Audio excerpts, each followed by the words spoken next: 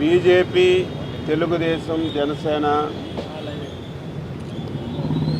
సమావేశం ఈరోజు ఏర్పాటు చేసుకున్నాం.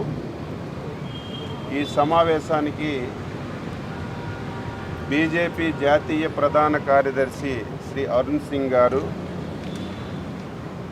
అదేవిధంగా సిద్ధార్థ్ గారు, యూపీ ఆరోగ్య శాఖ మంత్రి గారు, బీజేపీ రాష్ట్ర అధ్యక్షురాలు శ్రీమతి పురంధేశ్వరి మేడం గారు, Janasena political advisory committee chairman Shri Nadendla Manohar గారు కలిసి దాదాపుగా 2 గంటలు సమావేశమయ్యాం.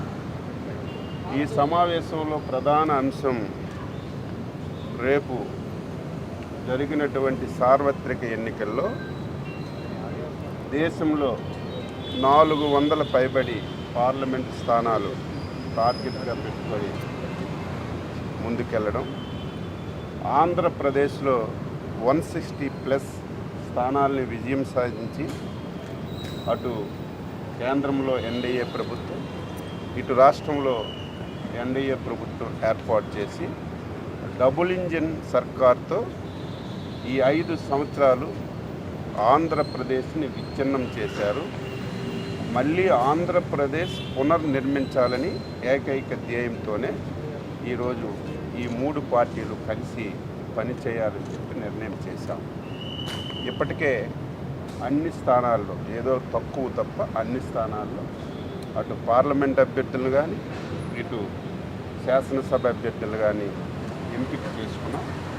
ఇప్పుడు 3 పార్టీలు కలిసి ప్రజాక్షేత్రంలోకి వెళ్ళి ఈ ప్రభుత్వం చేసినటువంటి అవినీతిని కానీ అక్రమాలు కానీ ఈ రాష్ట్ర విచ్ఛిన్నం చేసిన విధానాన్ని ప్రతి ఒక్కరికి చెప్పాలనే ఉద్దేశంతోనే 3 పార్టీలు సమన్వయం చేసుకోవాలని ఈరోజు సమావేశంలో నిర్ణయించాం. అందులో భాగంగా ఏప్రిల్ 4వ తారీఖున 25 పార్లమెంట్లలో పార్లమెంట్ ఉమ్మడి సమావేశాలు పెట్టి ఆ పార్లమెంట్లో ఉన్నటువంటి బీజేపీ ముఖ్యులు, తెలుగుదేశం పార్టీ ముఖ్యులు, జనసేన పార్టీ ముఖ్యులు సమావేశమై ఆ పార్లమెంట్లో ఎన్నికలకి ఏ విధంగా సిద్ధం కావాలి, ఎన్నికల వ్యూహాలు ఏ విధంగా తయారు చేసుకోవాలనేది ఆ సమావేశంలో చర్చించుకొని 3 పార్టీలు కలిసి వెళతాయని చెప్పి సందర్భంగా తెలియజేస్తున్నాను. అదేవిధంగా ఏప్రిల్ 8వ తారీఖున 175 అసెంబ్లీ నియోజకవర్గాల్లో 3 పార్టీలు ముఖ్య నాయకులు కూర్చొని ఆ అసెంబ్లీలో ఎన్నికల వ్యూహాన్ని తయారు చేసుకోవడానికి సమావేశాలు ఉమ్మడిగా పెట్టాలని చెప్పి నిర్ణయించాం. ఇందులో అనేక విషయాలు చర్చకొచ్చాయి.